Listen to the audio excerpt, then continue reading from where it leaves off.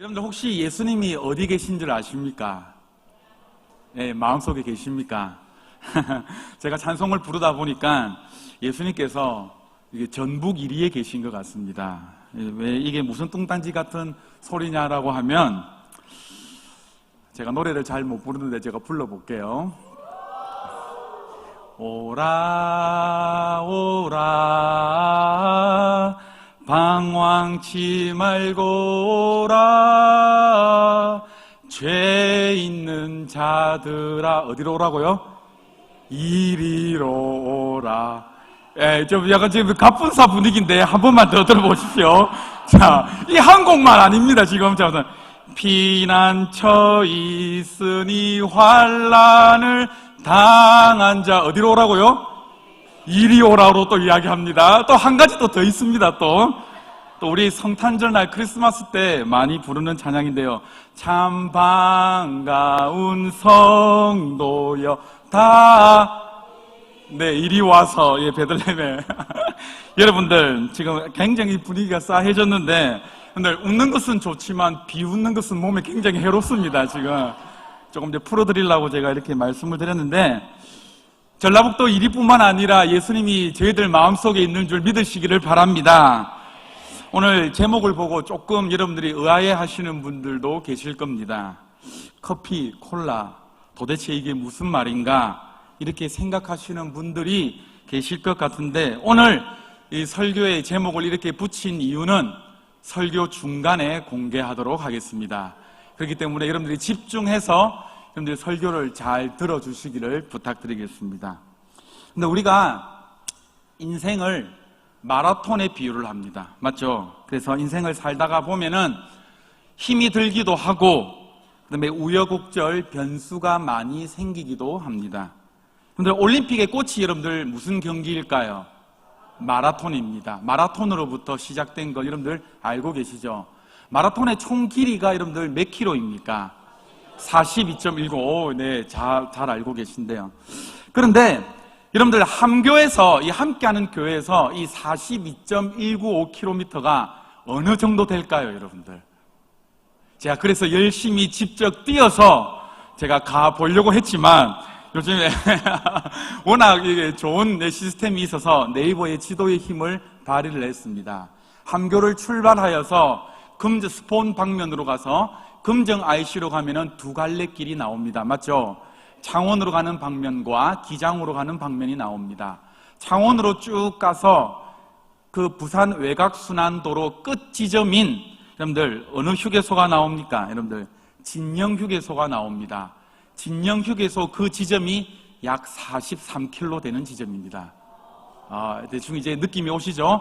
그러면 내가 부산 외곽순환도로를 한 번도 가보지를 못했다라고 한다면 그럼 그 지점에서 창원으로 가지 말고 언양 서울 쪽 방면으로 가면 언양 휴게소가 43km 되는 지점입니다. 근데 42.195 이 마라톤 이 정도를 약 몇 시간 정도에 여러분들 주파합니까? 2시간 10분 정도에 보통 주파를 합니다. 그러면 평균 100m를 여러분들 몇 초를 뛰어야지 이 42.195km를 이렇게 2시간 정도의 주파를 할 수가 있을까요? 수학 잘하시는 분들 계산을 한번 해볼까요? 계산이 나옵니까? 네, 이것도 제가 미리 계산을 해봤습니다. 약 평균 100m를 16초에서 17초로 2시간 동안 달려야지 그 정도 속도가 나옵니다. 우리 자매님들은 내가 열심히 뛰어도 16초, 17초에 안 나오시는 분들도 있는데 이것을 2시간 동안 뛰어야 됩니다. 이 속도로요. 그래서 그 시간이 나옵니다. 현재 마라톤에서 세계 최고 기록은 작년입니다. 2018년도 독일 베르린에서 열린 베를린 국제 마라톤에서 케냐 출신인 이 일리우드 캡초게라는 사람이 2시간 1분 39초라는 이 기록을 깨었습니다. 무려 34살, 우리나라로 이야기하자면 36살입니다. 그런데 세계 신기록을 깨었죠. 그런데 이 사람이 인터뷰에서 뭐라고 이야기한 줄 압니까? 자기는 2시간을 이 2시간대에 이 장벽을 허무는 게 자기의 목표라고 이야기를 합니다. 대단합니다. 그런데 이와는 반대로 2008년 3월 2일에 열렸던 마라톤 대회가 있습니다. 밥 웨런드라는 사람인데 이 사람은요 무려 7일 5시간 45분이나 걸렸습니다. 물론 인터넷에 제가 검색을 해보니까 일본 사람이 있는데 현대 마라톤에서 가장 많이 걸린 사람은 52시간이랍니다. 52년이랍니다. 51년인가? 52년인데 그 사람은 자기가 중도에 탈락을 해가지고 집으로 가버렸는데 나중에 이 사람이 실종 신고를 했는데 나중에 찾아가지고 다시 그 거리를 뛰게 해가지고 최장 거리가 51년인가 52년이 된 사람이 있고 그 사람이 말고는 이 사람도 이제 7일 동안에 이제 기록을 가지고 있는데 기록으로 본다고 한다면은 마라톤이 끝나고 무엇입니까? 7일 뒤에 일주일 뒤에 도착한 거죠. 맞죠? 그런데 이 사람은 월남 전쟁에서 동료를 구하다가 폭탄에 두 다리가 절단이 되어서 하반신이 없는 사람이었어요. 그래서 보통 사람들이 2시간에서 좀 많이 걸리는 사람은 4시간이 걸리는 이 거리를 무려 7일이 넘게 달렸던 것이죠. 그런데 중요한 게 무엇이냐? 결코 이 사람 보고 실패자라고 부르지를 않습니다. 자신의 삶의 영역에서 최선을 다하여서 그 마라톤의 꼬리내 지점까지 완주를 했던 것이죠. 많은 사람들이 1등만 기억합니다. 우리가 예로 1등만 기억하는 더러운 세상 이렇게 이야기를 하는데 또한 반대로 많은 사람들이 그 사람을 주목하여서 그 경기 대회에서 봤다라는 것이죠. 마지막 결승점에 골인을 하고 기자들과의 인터뷰에서 무엇이다라고 이 사람이 고백을 했냐면은 마지막 순간까지 하나님께서 나와 함께 하셨기 때문에 이 모든 것들이 가능하였다라고 고백을 했습니다. 여러분들 계시록 1장부터 3장까지의 말씀은 7교회가 등장을 합니다. 그리고 오늘 읽은 이 본문 말씀은 7교회에서 마지막 교회인 라오디게아 교회입니다. 그 당시 교회가 7교회만 있었던 것은 아니겠지만 아마도 대표적인 상징성을 가진 교회들이라고 아마 추측이 됩니다. 그들이 가졌던 칭찬과 질책 그리고 권면의 그 모든 말씀들이 어찌 보면은 그 교회의 당시에 필요했던 말씀들이었을 것이고 또한 오늘날 동일하게 우리 함께하는 교회에 또한 우리 한국 조국교회에 필요한 말씀일지도 모르겠습니다. 계시록에 기록된 7교회들의 교회의 모습을 보면서 제가 한번 생각을 해보면 이 마라톤과 같이 믿음의 여정이라는 것을 우리가 한번 생각을 해봅니다. 우리의 인생에서도 길과 이 시간들이 있듯이 또한 삶에 있어서 어려움과 기쁨을 같이 하듯이 우리 소아시아의 이 모든 교회들도 그렇게 그 길을 묵묵하게 걸어가고 있었다라는 것이죠. 우리의 삶에 있어서 박수와 갈채를 받고 있다라는 것, 그리고 때로는 이와는 반대로 수모와 이렇게 어려움을 당하고 겪고 있다라는 것, 이 모두 다가 소중하다라는 것입니다. 이러한 과정이 모두 다 소중한 이유가 바로 여러분들 무엇입니까? 그 교회들이 각자 모두 다가 처한 상황들이 다 같은 것이 아니기 때문에 우리는 늘 순간순간마다 하나님 앞에서 진실되게 반응을 해야 된다는 것입니다. 요한계시록 모두 다 어렵다라고 이야기합니다. 펼쳐보기도 요한계시록은 아무나 읽는 것이 아니야 라고 하는 게 보통 우리 일반적인 성도들의 이 마음가짐 자세입니다. 저도 어렵더라고요. 그런데 요한계시록의 구조에 대해서 여러분들 말씀드리고 오늘 본문으로 잠깐 넘어가려고 하는데요. 요한계시록의 특징은 여러분들 한번 따라해 볼까요? 첫 번째, 묵시문학이다. 예언적 문학이다. 그리고 편지의 장르이다.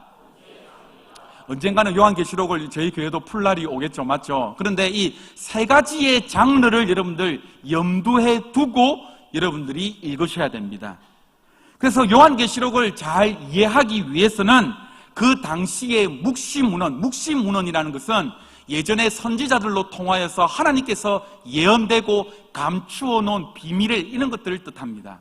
그러니까 그 당시 예수님을 기점으로 비포 200년 전, AD 200년 전 이 당시의 묵시의 문학을 잘 읽고 이해를 하셔야만 이 요한계시록이 잘 풀립니다.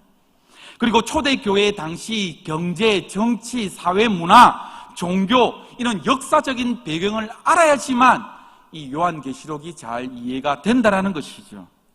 그래서 요한계시록은 크게 서론과 본론과 결론으로 나누어져 있는데 이것은 여러분들 크게 잘 아실 필요가 없고, 본론이요 크게 네 가지로 이루어져 있는데 본론 중에서 환상이 크게 네 개로 분류가 됩니다. 1환상, 2환상, 3환상, 4환상.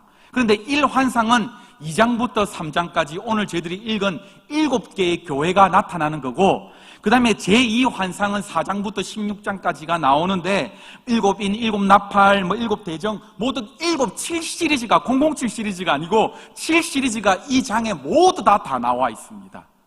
그리고 3환상은 17장부터 21장 7절까지의 말씀인데 큰 성, 이제 바벨론에 대한 환상이고, 네 번째는 제4환상은, 네 번째 환상은 거룩한 성 예루살렘에 대한 환상인 것이죠. 여기서 많은 것을 언급하지 않겠습니다. 지금부터 벌써 지금 졸음이 오시고 그렇게 하는 건데, 네. 그래서 오늘 지금 7번째 교회, 라오디게아 교회를 여러분들 오늘 설명하기 위해서 여러분들 이것을 지금 잠깐 설명을 해드리는데, 첫 번째 여러분들 혹시나 실수라도 여러분들 교회가 여러분들 7교회 다 알고 계시는 분 혹시 계십니까? 첫 번째 교회가 여러분들 무슨 교회죠?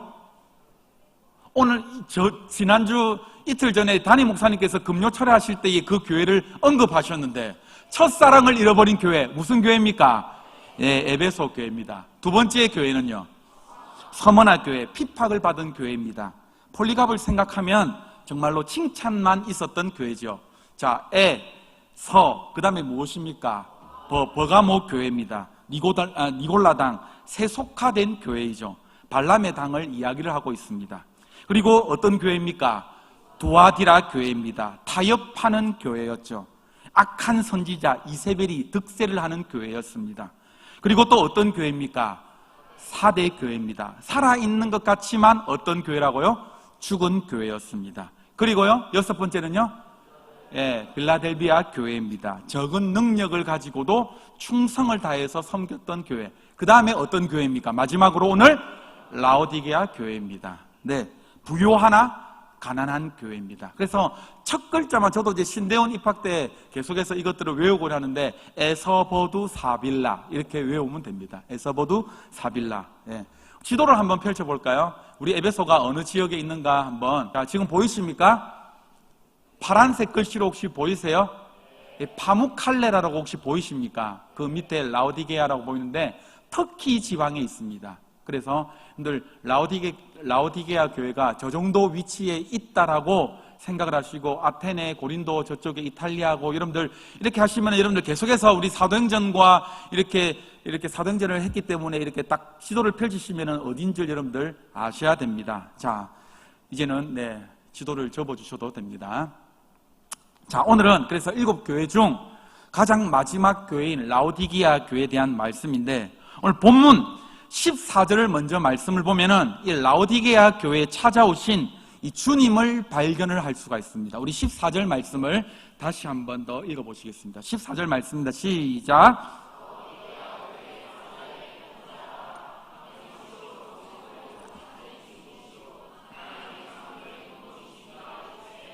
아멘.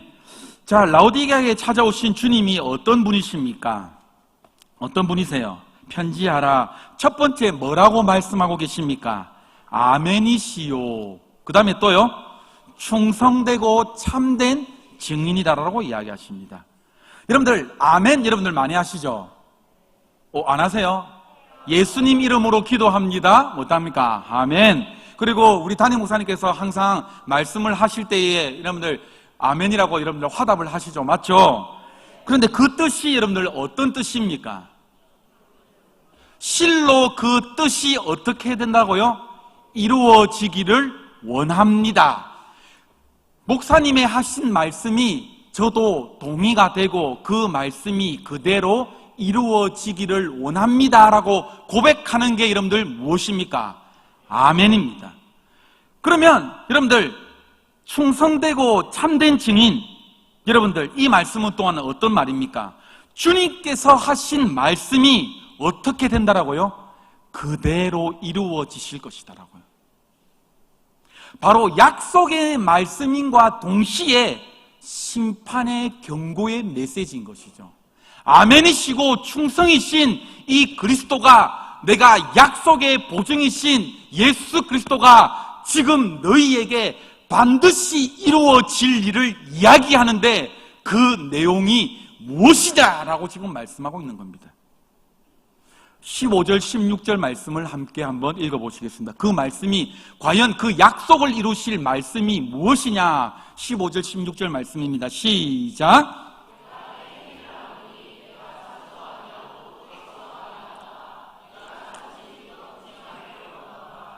내가 이같이 미지근하여 뜨겁지도 아니하고 내 입에서 너를 토하여 버리리라.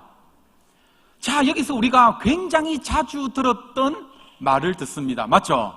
어떤 말씀입니까? 어떤 말씀이에요? 차지도 아니하고 어떻게 해요? 뜨겁지도 아니하다라는 표현을 우리가 지금 오늘 보게 됩니다. 라오디게아 지금 교회를 향하여서 이러한 지금 말씀을 하고 계시는 것이죠. 차갑지도 아니하다, 뜨겁지도 아니하다. 이 라오디게아의 특성을 여러분들 이해를 잘 하면은 굉장히 쉽게 이해가 되는 말입니다. 이 라오디게아 지역은 아까 전에 우리가 지도를 봤듯이 이 필라델비아라는 이 지역에서 동남쪽으로 약 72km 떨어진 도시입니다. 그리고 에베소가 해안가에 있는데 에베소에서 동쪽으로 약 160km 정도 떨어진 도시입니다. 이 도시는요, 교통과 산업의 중심지였습니다. 그리고 특히 이 지역은 양털이 굉장히 고가의 양털이 나는 지역이기 때문에 이 옷감을 만들어서 파는 이 도시로서 굉장히 부유한 도시였습니다. 그리고 금융산업이 발달하여서 저도 주석책을 찾아보니까는 최초의 은행이 있었던 곳이라고 합니다. 이 도시가요. 그리고 의술이 굉장히 발달했는데요, 귓병을 치료하는 특효약이 났던 도시이고, 그리고 콜로니온이라는 불리는 안약의 산지예요. 그러니까 굉장히 이 의료업이 발달하여서 옛날부터 어떤 도시입니까? 의료업이 발달하면은 부유한 도시인 거예요. 그런데 이러한 풍요가 있었지만은 단 한 가지 아쉬운 점이 있었는데 어떤 점인 줄 아십니까? 물 사정이 그렇게 좋지를 않은 거예요. 그래서 이웃 도시에서 물을 끌어다가 사용을 해야 되는 거예요. 여러분들 혹시 싱가포르 여러분들 가보신 적 있으십니까? 싱가포르를 가보면 싱가포르하고 말레이시아 경계선에 조호바루라는 곳이 있습니다. 저도 이제 말레이시아와 이제 싱가포르를 이렇게 국경을 넘나들면서 여행을 한 적이 있는데 가이드가 이렇게 이야기를 해줬습니다. 큰 수로가 3개가 있더라고요. 근데 이게 무엇인 줄 압니까? 라고 물어보자 싱가포르에서 물 사정이 좋지 않기 때문에 어디서 물을 끌어오는지 압니까? 말레이시아에서 물을 끌어와요. 그런데 웃긴 게 뭔지 압니까? 싱가포르에서는 물 사정이 좋지 않기 때문에 말레이시아에서 물을 끌어오는데 큰 2개의 관은 자기들이 물을 끌어오는 관이고, 그 다음에 마지막 하나 관은 싱가포르에서 말레이시아로 가는 관이랍니다. 자기들이 정수를 해가지고 다시 말레이시아에 파는 것이죠. 그러니까 정수의 시설이 워낙 싱가포르가 좋기 때문에 싱가포르는 화장실에 물을 먹어도 괜찮습니다라고 이야기합니다. 네, 그런 도시예요. 그러니까 이런 것처럼 싱가포르처럼 물 사정이 좋지 않기 때문에 지금 물을 끄는데 도시의 북쪽 약 11km 떨어지는데 히에라볼리라는 곳인데 이곳에서 무엇을 받았느냐? 온천수를 공급을 받았습니다. 뜨거운 물을요. 그리고 남쪽으로 약 16km 떨어진 곳에서 골로세라는 곳에서 그 지역에서 지하수를 공급을 받았습니다. 그런데 16km, 11km 먼 거리에서 파이프를 통해서 그 온천수와 지하수가 이렇게 공급을 받으면 이 지역으로 도착할 때쯤이면 이 물의 상태가 여러분들 어떻게 되겠습니까?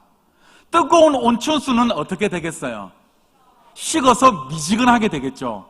차디찬 지하수는 어떻게 되겠습니까? 이것도 식어서 맞죠? 네. 어떻게 되겠어요?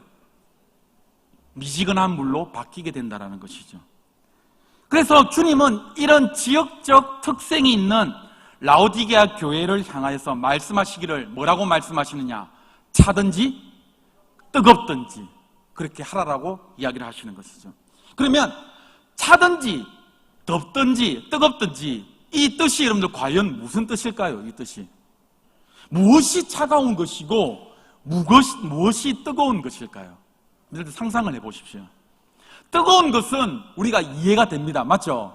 아까 전에 일어나셔서 여러분들이 열정적으로 막 이렇게 찬양을 하셨는데 뭔가 뜨겁게 우리가 사랑을 해야 되고 뜨겁게 우리가 막 열정이 넘쳐나야 되는 것이고 뜨겁게 우리가 막 기도를 해야 되는 것이라고 우리께 생각이 듭니다. 그러면 반대로 차가운 것은 무엇일까? 라는 생각이 듭니다.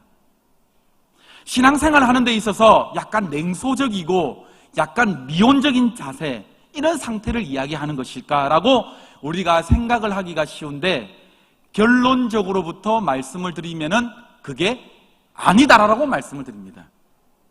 차든지 뜨겁든지 하라라는 이 말씀은 신앙생활에서 미온적인 태도가 아니라 아주 뜨겁게 신앙생활을 하십시오 라는 말이 아니라 이 말은 무슨 말이냐면 우리 한번 따라해 볼까요? 특별하게 쓸모가 없다. 특별하게 쓸데가 없다라는 거예요. 이 물이 차든지 이 물이 차든지 뜨겁든지 해야 되는데 제일 별로 쓸데없는 미지근한 상태가 되어버렸다는 것이죠.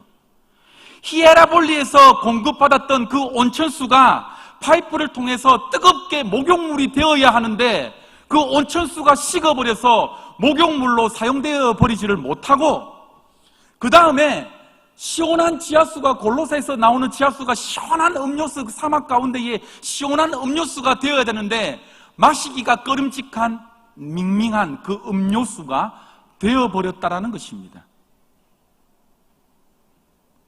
그래서 라오디게아 교회 편지를 우리가 가만히 살펴보면은요, 이 교회가 특별한 잘못이 나와 있지를 않습니다. 고린도 교회처럼 어느 이단에 감면된 것도 아니에요. 당파 문제로 싸운 것도 아니에요. 그냥 성적인 타락도 일어나지도 않았어요. 그런데 문제가 뭐냐 하면은 이들이 차갑지도 뜨겁지도 않은 교회, 아무런 쓸모없는 교회가 되어버렸다는 것이죠. 이쯤에서 이제 제목이 왜 콜라인가 커피인가를 밝혀야 되는 시점이 왔습니다. 저는요 탄산을 무척 사랑합니다. 저와 조금만 친분이 있으면 조금만 교제를 해보면 금방 압니다. 어느 분이 아까 전에 제가 설교 준비를 좀 마무리를 짓는다고 하니까는 제 책상에 와서 아우 목사님 콜라가 벌써 드신 게 탄산이 2개고 뭐시고 이렇게 숫자를 세고 가시던데 탄산을 사실 사랑해요. 그런데 좋은 것만 먹어야 되는 걸 알고 있습니다. 그런데 느끼한 것을 먹거나 좀 약간 매콤한 것을 먹으면은 그 시원하게 마시는 그 청량감의 유혹은 제가 떨쳐버리지를 못하겠어요. 아직까지. 그래서 저희 자녀들도 사실 돌 되기 전부터 콜라를 먹였습니다. 저희 애가 자꾸 이제 이렇게 치킨을 시켜 먹으면 자꾸 달라 하길래 조금씩만 먹이고 있습니다. 그래서 아빠처럼 너무 많이 먹지 마라 이렇게 하고 한 번만 이렇게 병아리 모이 주듯이 이렇게 조금씩만 이렇게 주는데, 그런데 여러분들 탄산이요 무수하게 쌓여 있는데도 제가 안 먹는 경우가 있습니다. 어떤 경우인 줄 아십니까? 미지근할 때입니다. 그리고 탄산이 빠졌을 때입니다. 이 전문 용어로 무엇입니까? 히야시가 빵빵하게 돼가 있어야 되는데 미지근하면은 이 쳐다보기도 싫은 것이죠. 이 히야시가 빵빵이 돼가지고 탁 따는 순간 시원하게 탁 이렇게 마셔야 되는데 미지근하면은 저는 안 먹습니다. 커피도 여러분들 마찬가지죠.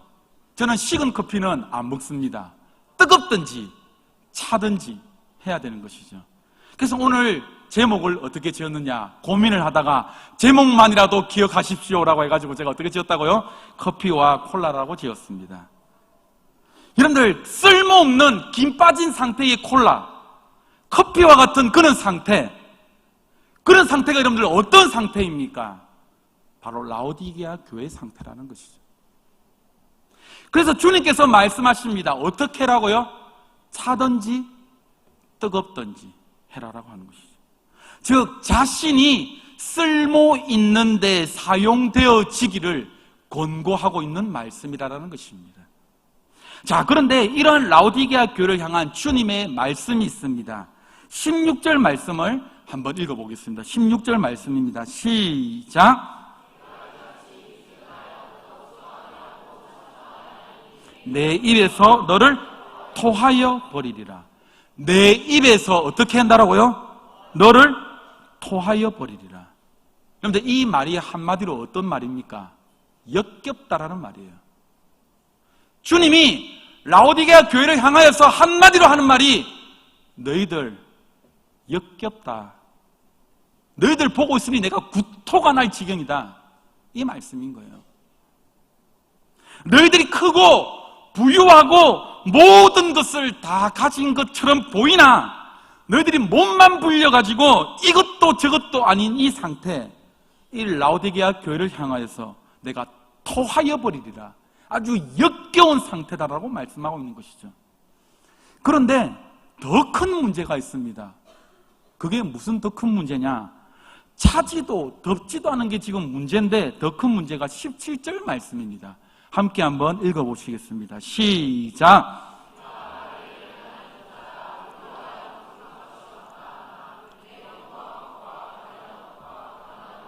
눈먼 것과 벌거벗은 것을 알지 못하노라. 여러분 지금 라오디게아 교회를 지금 스스로 생각하기를 지금 뭐라고 이야기합니까? 나는 문제없다. 나는 부요하다. 나는 부족함이 없다라고 지금 말씀하고 있는 것이죠. 지금 주님은 너희들은 칭찬받지 못한 상태에 있다. 너희들은 미지근한 상태에 있다. 너희들의 상태를 지금 알고 있느냐? 내가 지금 토하여 버리겠다. 역겹다라고 지금 말씀하고 있는데 자기들 스스로 말하기를 뭐라고 지금 말하고 있다라고요? 나는 부요하다. 나는 부족함이 없다. 아주 착각 속에서 지금 빠져 살고 있는 거예요. 내가 얼마나 열심히 지금 신앙생활하고 있는데, 내가 얼마나 지금 봉사하고 있는데, 내가 얼마나 주일날 이렇게 열심히 교회에 참석하고 있는데 자기 스스로 지금 뭐 하고 있다라고요? 만족하면서 살고 있다라고요. 세상적인 의미에서 이 라오디게아 교회는 굉장히 부유했던 것 같습니다. 역사적 문헌을 찾아보니까는 주후 60년경에 AD 60년경에 도시들이 큰 지진이 일어났습니다. 그런데 라오디게아 이 지역은요, 이 도시는요, 당시 로마 원로원에서 관례적으로 보조금을 받아서 모든 도시들이 그 지진을 갖다가 폐허를 갖다가 원상복구했습니다. 그런데 이 지역은 라오디게아 지역은 돈이 얼마나 많았던지 필요 없습니다. 돈. 우리가 스스로 알아서 재건하겠습니다. 이 정도였습니다. 돈이 빵빵한 도시. 지금으로 이야기하면 분당, 성남 이런 도시. 그래서 상업 중심지의 금융 중심의 그 도시들, 의술학교도 자랑하고 있었던 이 도시들, 아마도 라오디게아의 그 시민들의 교만이 점점 교인들의 교만으로 전염이 된 것 같아요. 우리는 부자다. 우리들은 뭔가 아쉬울 게 없다라는 그 마음. 그런데 주님이 보시기에는 어떻다라고 말씀합니까? 곤고하고 가련하다. 가난하고 눈먼 것과 같은 벌거벗은 모습이 어떠느냐? 바로 너희들의 모습이다라고 말씀하고 계십니다. 사랑하는 성도 여러분, 이렇게 교만하며 우리를 이렇게 만들어버립니다. 교만하면은요, 자기 자신을 못 봐요. 무식해져 버려요. 내가 여러분들 알지를 못하는데 여러분들 어떻게 여러분들 다른 것과 여러분들 비교할 수가 있습니까? 자기 자신이 최고인 줄 알고 있는데 어떻게 여러분들 하나님 앞에 나아갈 수가 있어요? 내가 무식하면은 교만할 수밖에 없어요. 무식하면은 교만하고 교만하면은 무식할 수밖에 없어요. 그런데 그 교만에다가 그 무식에다가 뭐까지 더하면은 용기까지 더하면 와우. 교만에다가 무식에다가 용기까지 더하고 더 플러스 인내까지 더하면 내가 이것을 꼭 이루리라고 인내까지 더한다면은 여러분들 할 말이 없는 거죠. 우리 스스로 자기 자신을 살피는 것을 무엇이라고 하느냐? 자기 성찰이라고 이야기합니다. 신앙생활을 오래 하다가 보면 계속되는 질문과 고민이 있습니다. 주님, 과연 어떤 삶이 진짜로 주님을 기쁘시게 하는 삶입니까? 주님, 내가 정말로 신앙의 성숙함으로 내가 나아가고 싶은데, 그리스도의 장성한 분량까지 내가 정말로 예수 그리스도를 닮아가고 싶은데, 주님, 진짜 성숙함이 무엇입니까? 이런 고민을 참 많이 해봅니다. 모두 다 일일이 설명을 하지는 못하겠지만, 그러나 제 안에 분명한 확신은 무엇이냐? 그 분명한 확신 한 가지는 무엇이냐? 성숙한 신앙은요, 말씀 앞에서 늘 자기 자신을 돌아본다라는 거예요. 자기 성찰이 매일매일 이루어지는 삶이라는 거예요. 여러분, 하나님 앞에서 나 자신을 살피는 이것을 멈추는 순간에 우리는요, 성숙할 수가 없습니다. 나 자신을 살피는 것을 멈추는 순간에 우리는 바로 교만으로 들어가 버립니다. 말씀 앞에서 얼마나 내가 큰 죄인인지를 깨닫고, 말씀 앞에서 내가 하나님께 받은 그 은혜가 얼마나 큰 것인지를 깨닫고, 말씀 앞에서 매일마다 겸손함으로 하나님 앞에 무릎 꿇는 그 삶이 진정한 성숙된 삶이라는 거예요. 여러분, 사단이 건들 수 없는 사람이 바로 이러한 사람입니다. 매일 말씀으로 자신을 돌아보는 사람, 사단이요, 결코 그 사람을 건들 수가 없습니다. 교만한 사람은 사단이 역사하기를 시작해요. 그러나 사단이 건들 수 없는 사람, 바로 겸손한 사람인 것이죠. 기도 많이 하는 사람도요, 사단이 조금만 건들면 교만해질 수 있습니다. 성경 공부 많이 하는 사람도 사단이 조금만 터치를 하면은 교만해질 수 있습니다. 아무리 내가 무언가를 열심히 하고 내가 교회 봉사하고 충성하고 내가 열심히 간다 하더라도 사단이 조금만 터치를 해버리면은 쉽게 넘어지고 쉽게 교만해져 버립니다. 그런데 사단이 꼼짝 못하게 하는 사람, 부들부들 떠는 사람 무엇이냐? 날마다 자기 자신을 돌아보고 자기 성찰을 하고 내가 누구인지를 아는 사람이에요. 오늘 성경 말씀을 보니까 그렇게 지금 이야기를 하고 있어요. 자기 자신을 돌아보는 것, 교만하지 않고 겸손하는 것. 오늘 성경 말씀은 라오디게아 교회를 향해서 너희들 교회가 바로 이러한 교회가 되지를 못하였다, 자만하고 스스로 다 됐다라고 생각하는 그 교회, 너희들 아무 교만 덩어리에 빠진 이 교회 내가 역겹고 토하여 버리겠다 라고 말씀하고 계시는 것이죠. 그래서 여러분들 시편 기자는 뭐라고 말씀합니까?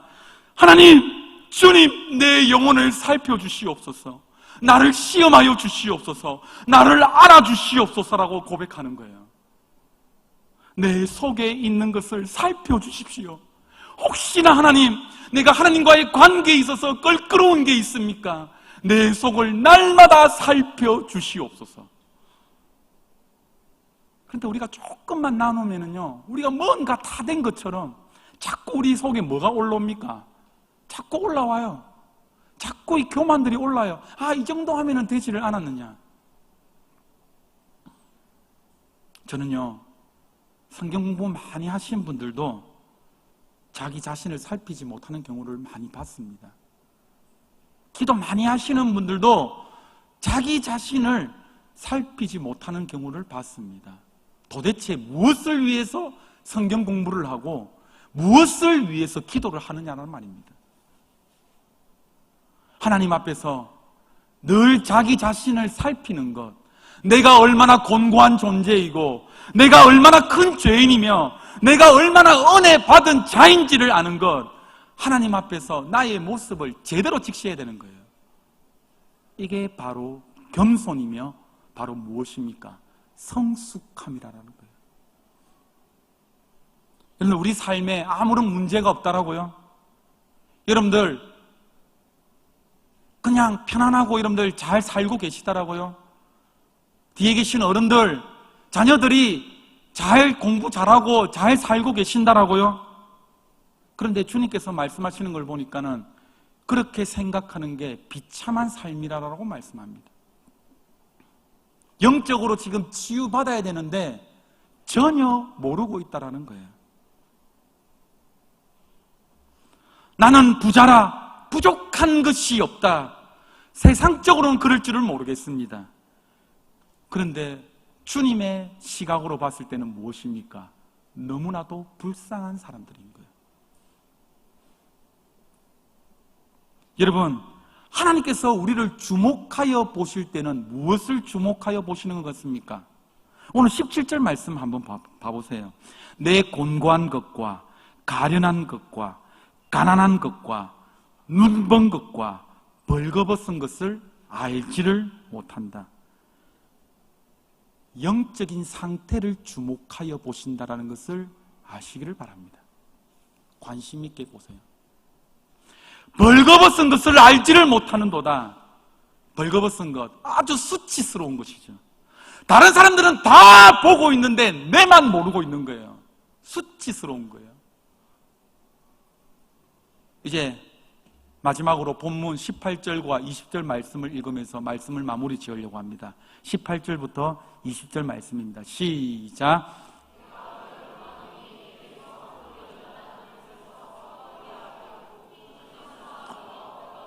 수치를 보이지 않게 하고 안약을 사서 눈에 발라보게 하라. 무릇 내가 사랑하는 자를 책망하여 징계하노니 열심을 내라. 회개하라. 볼지어다 내가 문 밖에 서서 두드리노니 누구든지 내 음성을 듣고 문을 열면 내가 그에게로 들어가 그와 더불어 먹고 그는 나와. 마지막 권명과 또한 책망의 말씀이 있는 것이죠. 그런데 이 18절부터 20절 말씀을 보면은 이 주님께서 말하시는 이 뉘앙스가 어떤 뉘앙스처럼 여러분들 보이신 줄 압니까? 라오디게아 교회를 향해서 아주 살짝 비꼬시면서 이야기하는 이 말투입니다. 왜 그럴까요? 제가 말씀을 드릴게요. 자, 18절 말씀 처음에 보니까 내가 너를 고나노니 뭐라 합니까? 불로 어떻게 해요? 연단한 금을 사서 어떻게 하라고요? 부요하라라고 말합니다. 그러니까 이 라오디게아 교회가 지금 어떻다라고 했습니까? 굉장히 부유하다라고 했죠. 맞죠? 굉장히 잘 산다라고 했지 않습니까? 너 스스로 부족함이 없다라고 생각하지, 너가 지금 부유하다라고 생각하는 그 금 말고 진짜 불로 연단된 금을 사라. 고난을 통해서 얻어진 그 금을 사라. 하나님과의 관계에서 얻어진 그 진짜 금을 사서 진짜 부자가 되라라는 말씀이에요. 무역을 통하여서 너희들이 얻은 그 금이 아니라 하나님과의 그 관계를 통하여서 인생의 고난 가운데서 얻어진 그 금을 통하여서 진짜 부유함을 너희들이 알아라라는 말씀인 것이죠. 두 번째, 너는 흰옷을 사서 어떻게 하라고요? 벌거벗은 수치를 어떻게 하라고요? 보이게 하라. 제가 아까 소도에서 뭐라고 했습니까? 양털이 발달해서 최고의 옷감을 가진 그 말이었습니다. 그 동네였습니다. 너희들이 지금 입고 있는 그 옷 정말로 좋은 옷이냐? 부유하다라고 생각하느냐? 화려하다고 생각하느냐? 인테리처럼 보인다라고 생각하느냐? 웃기지 마라. 바로 이 흰옷, 고난 가운데서 세우시고 은혜 베푸신 그 흰옷, 그 옷을 너희들이 진짜로 입어서 너희들이 진짜로 보이는 수치를 가리우라라는 말씀이에요. 마지막으로 이들에게 KO 펀치를 완전 날려버립니다. 어떤 말씀인 줄 압니까? 안약을 사서 어떻게 합니까? 발라서 보게 하라라고 합니다. 설교 소도에서도 제가 말씀을 드렸습니다. 라오디게아 지방에서 아까 전에 유명한 것이 무엇이라고 했습니까? 귀약과 안약이라고 했습니다. 그 좋은 안약이 있는 그 지방에서 지금 예수님께서 딱 그렇게 말씀하시는 것이죠. 너 눈에 좀 문제가 있구나. 너 자신을 돌아보지 못하고 미지근해가지고 교만 가운데 이 교만 덩어리 이 놈들아, 뭐라고? 지금 부족함이 없다고? 모든 것을 너희들이 다 가졌다라고? 그러면 너가 눈에 문제가 있구나. 너 그러면 어떻게 하라고요? 안약 좀 발라라라고요. 내 자신을 돌아보고 안약을 발라라라는 말씀입니다. 여러분들, 이 라오디게 교회가 사람들 앞에서, 보이는 사람들 앞에서는 굉장히 강한 것처럼, 신앙이 있는 것처럼, 뜨겁게 기도하는 것처럼 보이지만 내 속에 있는 무엇을 바라는 것입니까? 참 모습을 바라라는 것이죠. 너 안 보이냐? 너 꼬라지 안 보여? 안약 좀 발라. 사랑을 함께하는 교회 성도 여러분, 이런 영적인 유혹을 이기기 위해서 오늘 본문 말씀에 열심을 내라, 회개하라라고 말씀하는데 결국 20절 말씀에 귀결이 됩니다. 어떻게, how, 방법에 대한 문제가 나오는 것이죠. 20절 말씀 함께 다시 한번 읽어보시겠습니다. 시작.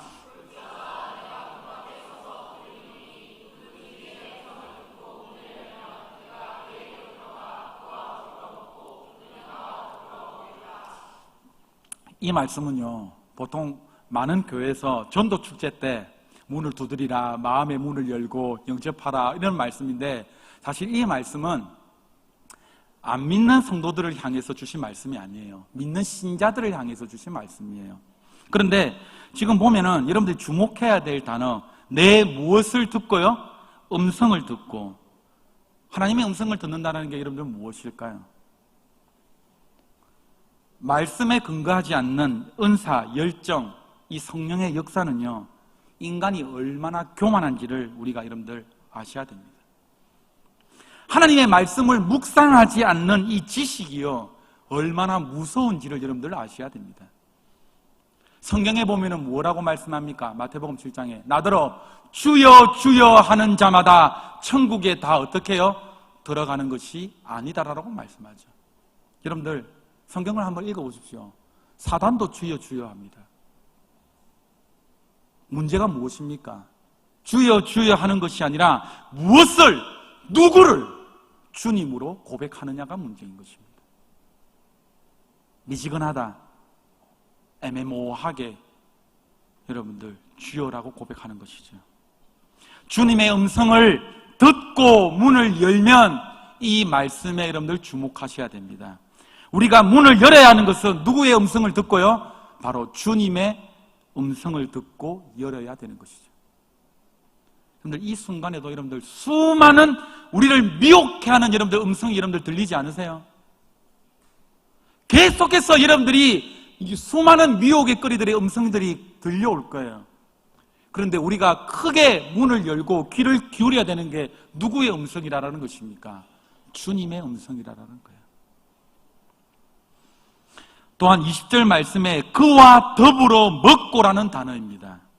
여기서 헬라어로 먹고라는 단어는 데이프네소라는 이 단어인데, 이 말은요, 여러분들이 패스트푸드처럼 막 급하게 먹는 이런 식사가 아니에요. 정찬이에요, 정찬. 저도 유럽을 안 가봤지만 프랑스나 이런 데 가보면 보통 식사가 몇 시간입니까? 2시간에서 3시간 정도 된다고 하는데 저도 그런 음식을 한번 먹어보고는 싶습니다. 뭐냐? 이 단어가 먹고 마시고가 뭐냐? 천천히 친밀한 교제를 이루면서 어떻게 해요? 즐기면서 먹는 이 식사를 의미하는 거예요. 그러니까 그와 나와 더불어 먹으리라는 이 구절은 신자들이 어떻습니까? 그리스도와 실제적으로 들어가는 교제를 뜻하고 있는 거예요. 일시적인 기쁨을 이야기를 하는 것이 아니라 무슨 기쁨을 이야기를 하는 거라고요? 영구적인 기쁨을 이야기를 하는 거라고. 제가 말씀을 묵상하며 기도할 때마다 제가 자주 부르는 찬양이 있습니다. 그 찬양이 무엇이냐? 그가 나와 동행을 함으로 나를 친구 삼으셨네. 우리 서로 받은 그 기쁨 기쁨을 알 사람이 없도다. 하나님과 나만의 비밀이에요. 주님과 나와의 교제인 거예요. 담임 목사님이 하나님이 아니라, 우리 세이장님이 하나님이 아니라, 우리 간사님의 하나님이 아니라, 내가 지금도 이 말씀 가운데서 경험하는 이 하나님, 내가 오늘도 말씀을 붙잡고 나의 삶이 주님 어떻게 해야 되겠습니까? 내가 시시때때로 사단의 목소리가 들려오는데, 내가 유혹거리지 그 목소리가 들려오는데, 내가 하나님의 말씀 앞에서 어떻게 반응해야 됩니까? 이런 기쁨을 누리가냐고요. 우리는 열정적으로 집회 때마다 하나님 앞에 찬양합니다라고 고백하고, 여러분들 모임 때마다 남들 앞에서 주님이라고 고백하지만, 아무도 없는 자리에서, 정말로 여러분들이 하나님과 독대하는 그 자리에서 정말 하나님을 찬양하고 계세요. 그런 사람은 사단이 건들지를 못한다라고요. 무서워하는 자라더라고요. 오늘 라오디게아 교회를 향한 주님의 말씀을 새겨들으시길 바랍니다. 역겹다라고 말씀합니다. 토하여 버리겠다라고 말씀합니다. 차든지 뜨겁든지 쓸모있는 존재로 살아가라는 말씀입니다. 여러분들, 우리의 신앙이 정말로 성숙하십니까? 매일 자기의 성찰로 예수님을 닮아가려고 정말로 노력하고 계십니까? 혹시 우리가 이 라오디게아 교회처럼 나는 부유하다, 나는 다 되었다라고 혹시나 우리 안에 교만이 자꾸 올라오지는 않습니까? 날마다 말씀 앞에서 자기의 성찰을 하시는 저와 여러분 되시기를 주님의 이름으로 축복드립니다.